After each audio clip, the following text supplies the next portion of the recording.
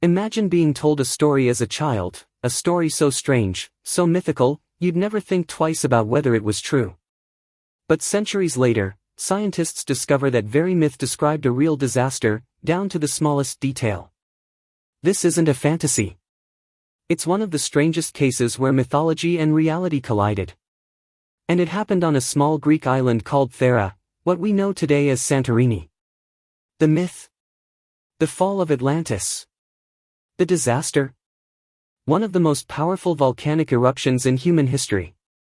Here's the twist: the legend of Atlantis wasn't written down until Plato described it, around 360 BCE.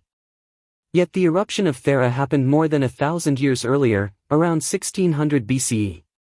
And when scientists studied the ash layers buried deep in ice cores in Greenland, they found traces of this eruption, so massive it likely caused crop failures across the world. So how did an event so ancient survive through time, disguised as myth? Think about this: the people living near the Aegean Sea would have watched their world literally vanish. Ash turned day into night. Earthquakes toppled entire towns. Then, massive tsunamis swept across the Mediterranean. To them, their world did sink. To survivors, it must have felt like the wrath of the gods. And here's where the myth comes in, passed down for centuries, perhaps embroidered and reshaped, until Plato heard it and retold it. Except by then, it sounded less like a volcanic eruption and more like a perfect city swallowed by the sea.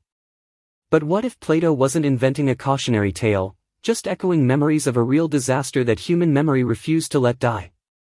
And this isn't the only case. In Japan, there are coastal stones called tsunami stones, some carved more than 600 years ago, that warn, "Do not build below this line." Generations later, those warnings looked like folklore. Until the 2011 tsunami struck, hitting precisely where the stones had warned. Suddenly, what looked like myth was a literal survival guide from the past. And in Australia, some Aboriginal oral traditions are thought to be over 7,000 years old. Stories describe the ocean swallowing land, villages, and hunting grounds.